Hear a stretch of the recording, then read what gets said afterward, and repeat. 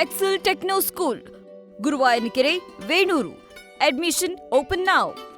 ಪಂಚಮಸಾಲಿ ಮಠದಿಂದ ವಚನಾನಂದ ಶ್ರೀಗಳನ್ನ ನಿನ್ನೆ ಪದಚ್ಯುತಗೊಳಿಸಲಾಗಿದೆ. ಈ ವಿಚಾರವಾಗಿ ಹಲವು ಆರೋಪ ಪ್ರತ್ಯಾರೋಪಗಳಾಗ್ತಾ ಇವೆ. ಟ್ರಸ್ಟ್ನ ಧರ್ಮದರ್ಶಿ ಚಂದ್ರಶೇಖರ್ ಪೂಜಾರ್ ಶ್ರೀಗಳ ವಿರುದ್ಧ ಹಲವು ಆರೋಪಗಳನ್ನ ಮಾಡಿದ್ದಾರೆ. 8 ವರ್ಷಗಳ ಹಿಂದೆ ವಚನಾನಂದ ಶ್ರೀಗಳನ್ನ ನಾವು ಆಯ್ಕೆ ಮಾಡಿದ್ವಿ. ಶ್ರೀಗಳನ್ನ ಹಿರಿಯರ ಸಮ್ಮುಖದಲ್ಲಿ ತಿದ್ದೋದಕ್ಕೆ ನೋಡಿದ್ವಿ. ಅದು ಆಗದೇ ಇದ್ದಾಗ ಪೀಠದಿಂದ ಉಚ್ಚಾಟನೆ ಮಾಡಿದ್ವಿ. ಪದಚ್ಯುತಿ ಮಾಡ್ತಾ ಇದ್ದ ಹಾಗೆ ನಮ್ಮ ವಿರುದ್ಧ ಜನರನ್ನ ಎತ್ತಿ ಕಟ್ಟಿದ್ದಾರೆ ಅಂತ ಹೇಳಿ ಟ್ರಸ್ಟ್ನ ಧರ್ಮದರ್ಶಿ ಚಂದ್ರಶೇಖರ್ ಪೂಜಾರ್ ಆರೋಪವನ್ನ ಮಾಡಿದ್ದಾರೆ. ಜೊತೆಗೆ ಸಿರಿಗೆರೆ ಶ್ರೀಗಳಿಗೆ ಬಿಸಿ ಉಮಾಪತಿಗೆ ಬೈತಾರೆ ಅಂತ ಹೇಳ್ತೀರಿ. ಶ್ರೀಗಳ ಜೊತೆ ಉಮಾಪತಿಯವರ ಅವಿನಾಭಾವ ಸಂಬಂಧ ಇದೆ. ಸಿರಿಗೆರೆ ಸ್ವಾಮೀಜಿಗೆ ಹೇಗ್ ಬೈಯುವುದಕ್ಕೆ ಸಾಧ್ಯ ಅಂತ ಹೇಳಿ ವಚನಾನಂದ ಶ್ರೀಗಳ ವಿರುದ್ಧ ಚಂದ್ರಶೇಖರ್ ಪೂಜಾರ್ ಆರೋಪವನ್ನ ಮಾಡಿದ್ದಾರೆ. ರಾಜಕಾರಣಿಯ ಕೈಗೊಂಬೆ ಆಗಬಾರದು ಸ್ವಾಮೀಜಿ. ಇವತ್ತು ಕೊಟ್ಟೂರು ಅಂತ ಪಾದಯಾತ್ರಿಗಳಿಗೆ ಬೂಟ್ ಹಾಕೊಂಡು ಮಾಡಿದ್ದೇ ನೀವು 2 ಕಿಲೋಮೀಟರ್ ಪಾದಯಾತ್ರೆ. ಆ 2 ಕಿಲೋಮೀಟರ್ ಪಾದಯಾತ್ರೆಗೂ ಬೂಟ್ ಹಾಕೊಂಡು ನೀವು ಪಾದಯಾತ್ರೆ ಮಾಡಿದ್ರಿ.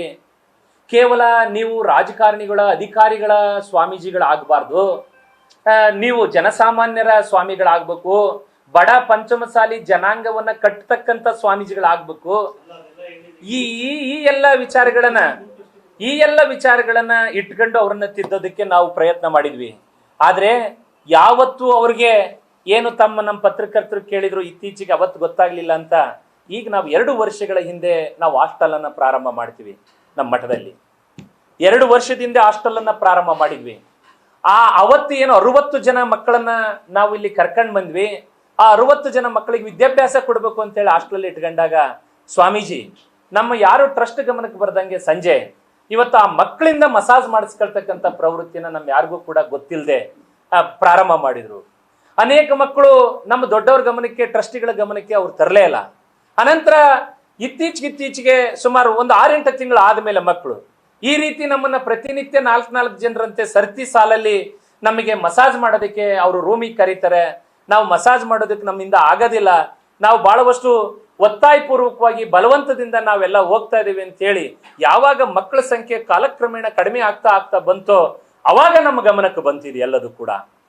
ಇತ್ತೀಚಿನ ವರ್ಷದಲ್ಲಿ ನಾವು ಇದನ್ನೆಲ್ಲೂ ಬಹಿರಂಗ ಪಡಿಸಬಾರದು ಅನ್ನೋಂಥ ಕಾರಣದಿಂದ ಅವರನ್ನು ತಿದ್ದಕ್ಕಂತ ಪ್ರಯತ್ನ ಮಾಡಿದ್ವಿ. ಸ್ವಾಮೀಜಿ ಆದಂತವ್ರು ಈ ರೀತಿಯಾಗಿ ನಡ್ಕೊಳ್ಬಾರ್ದು, ನೀವು ಸರಿಯಾದಂತ ದಿಕ್ಕಲ್ಲಿ ಹೋಗ್ಬೇಕು, ನಿಮ್ಮ ಚಿಂತನೆಗಳು ಸರಿಯಾಗಿರ್ಬೇಕು, ಮಕ್ಕಳಿಗೆ ನೀವು ಗೀತೋಪದೇಶ ಧರ್ಮೋಪದೇಶವನ್ನು ಮಾಡ್ಬೇಕೆ ವಿನಃ ಈ ರೀತಿಯಾಗಿ ಮಕ್ಕಳಿಂದ ಮಸಾಜ್ ಅನ್ನ ಮಾಡಿಸ್ಕೊಳ್ಬಾರ್ದು ಅಂತಕ್ಕಂಥ ತಿಳುವಳಿಕೆನ ನಾವು ಯಾವಾಗ ಹೇಳೋದಕ್ಕೆ ಪ್ರಾರಂಭ ಮಾಡಿದ್ವೋ ಸಂಪೂರ್ಣವಾಗಿ ಇದರ ದಿಕ್ಕೇ ಬದಲಾಗಬೇಕು ಅನ್ನೋಂಥ ಕಾರಣದಿಂದ ಇವತ್ತು ಲೆಕ್ಕ ಕೊಡಿ ಚಳವಳಿನ ಮಾಡಿ ಅವರನ್ನ ತಿದ್ದಕ್ಕಂಥ ದಿಕ್ಕಿನಿಂದ ಬೇರೆ ಒಂದು ದಿಕ್ಕಿನ ಕಡೆಗೆ ಅದು ಹೋಗೋದಕ್ಕೆ ಅವರು ಪ್ರಯತ್ನಶೀಲರಾದ್ರು.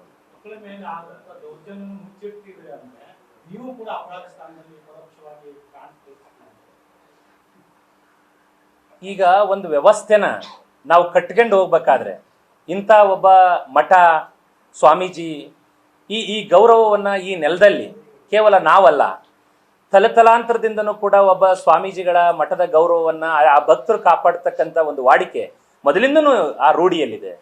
ಇವತ್ತು ಎಲ್ಲೋ ಒಂದು ಸಣ್ಣ ಪುಟ್ಟ ಆಗಿರ್ತಕ್ಕಂಥದ್ದು ನಮಗೆ ಇಷ್ಟೊಂದು ದೊಡ್ಡ ಪ್ರಮಾಣದಲ್ಲಿ ಅದಂಗ ಆಗಿದೆ ಅಂತ ಆಯ್ತು. ಈಗ ನಾವು ಇದನ್ನ ನಮಗೆ ವಿಷಯನೇ ಗೊತ್ತಿಲ್ಲದೆ ಇರೋದ್ರಿಂದ ನಾವು ಇದು ದೊಡ್ಡ ಪ್ರಮಾದ ಆಗಿರ್ಲಿಕ್ಕಿಲ್ಲ, ಎಲ್ಲೋ ಸಣ್ಣ ಪುಟ್ಟ ಅಂತ ನಾವು ಅನ್ಕೊಂಡಿದ್ವಿ. ಆದ್ರೆ ಇತ್ತೀಚಿನ ದಿನಗಳಲ್ಲಿ ಅದು ಈ ಮಟ್ಟದಲ್ಲಿ ನಡೀತಾ ಇದೆ ಅಂತ ಗೊತ್ತಾದ ಮೇಲೆ ಅವ್ರನ್ನ ಯಾಕೆ ಈ ರೀತಿ ನೀವೆಲ್ಲ ಮಾಡ್ತಾ ಇದ್ದೀರಿ ಅಂತ ಪ್ರಶ್ನೆ ಮಾಡಿದ್ದಕ್ಕೆ ಇದು ಗೊಂದಲ ಶುರುವಾಯ್ತು.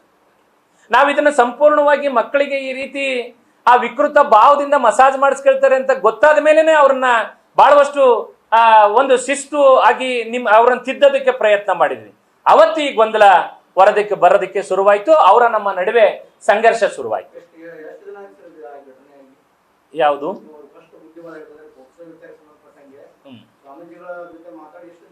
ಈಗ ನಾವು ಒಂದು 2 ತಿಂಗಳಾಯ್ತು. 2 ತಿಂಗಳು ಹೌದು. ಆ 2 ತಿಂಗಳಿಂದನೂ ಕೂಡ ನಾವ್ ಯಾವತ್ತು ಈ ವಿಚಾರವನ್ನ ಪ್ರಸ್ತಾಪ ಮಾಡಿದ್ವೋ ಅಲ್ಲಿಂದ ಸ್ವಾಮೀಜಿ ಇದು ಒಂದು ದಿಕ್ಕನ್ನೇ ತಪ್ಪಿಸ್ತಕ್ಕಂಥ ಪ್ರಯತ್ನವನ್ನ ಮಾಡಿದ್ರು. ಈಗಾಗಲೇ ಕೆಲವು ಅಲ್ಲಿ ಆಡಳಿತಾಧಿಕಾರಿಯಾಗಿರ್ತಕ್ಕಂಥ ಡಾಕ್ಟರ್ ರಾಜ್ಕುಮಾರ್ ಅವರ ಹಿಂಬಾಲಕನಿಗೆ ಒಬ್ಬರಿಗೆ ಕಂತೆ ಹಣವನ್ನ ಕೊಡ್ತಕ್ಕಂಥ ವಿಡಿಯೋನು ಕೂಡ ನಾವು ಮಾಧ್ಯಮಕ್ಕೆ ಬಿಡುಗಡೆ ಮಾಡಿದ್ದೀವಿ. ಈ ರೀತಿ ಹಣವನ್ನ ಕೊಟ್ಟು ಜನರನ್ನ ಸೇರಿಸ್ತಕ್ಕಂಥ ಪ್ರಯತ್ನಗಳನ್ನ ಸ್ವಾಮೀಜಿ ಮಾಡಿ ಟ್ರಸ್ಟಿಗಳ ವಿರುದ್ಧ ಇಲ್ಲ ಸಲ್ಲದ ಆರೋಪಗಳನ್ನ ಮಾಡ್ತಾ ಇದ್ದಾರೆ. ಜೊತೆಗೆ ಈಗ ಬಹುಮುಖ್ಯವಾಗಿ ಲೆಕ್ಕ ಕೊಡಿ ಅಂತಕ್ಕಂಥ ಚಳವಳಿನ ನಮ್ಮ ಮಠದಲ್ಲಿ ಇತ್ತೀಚೆಗೆ ಪ್ರಾರಂಭ ಮಾಡಿದ್ದಾರೆ. ಇವತ್ತು ಬಂಧುಗಳೇ, 2008ರಿಂದ 2026 ಮಾರ್ಚ್ 31ವರೆಗೂ ಕೂಡ ಅವತ್ತಿಂದ ಇವತ್ತು 17-18 ವರ್ಷಗಳ ಕಾಲ ಆಡಿಟೆಡ್ ಬ್ಯಾಲೆನ್ಸ್ ಶೀಟ್ಸ್ ನಮ್ಮ ಹತ್ರ ಎಲ್ಲವೂ ಕೂಡ ಇದೆ. ಅವತ್ತಿಂದ ಇವತ್ತಿನವರೆಗೂ ನಮ್ಮ ಮಠದಲ್ಲಿ ಏನೆಲ್ಲ ಕಾರ್ಯಕ್ರಮಗಳು ನಡೆದಿದ್ದಾವೆ, ಏನು ನಮ್ಮ ಆರ್ಥಿಕವಾಗಿರ್ತಕ್ಕಂಥ ಚಟುವಟಿಕೆ ವ್ಯವಹಾರ ಎಲ್ಲದೂ ಕೂಡ ಅತ್ಯಂತ ಪಾರದರ್ಶಕವಾಗಿದೆ.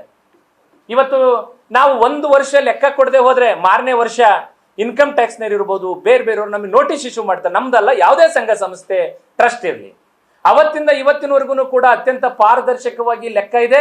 ಯಾರು ಬೇಕಾದ್ರೂ ಅದು ಗೌರ್ಮೆಂಟ್ ರುಜುವಾತು ಪಡಿಸಿಕೊಟ್ಟಿರ್ತಕ್ಕಂಥ ಆಡಿಟೆಡ್ ಬ್ಯಾಲೆನ್ಸ್ ಶೀಟ್ಗಳು. ನ್ಯೂಸ್ ಫಸ್ಟ್ ನಿರ್ಭೀತಿಯಿಂದ ನಿಮ್ಮ ಪರವಾಗಿ.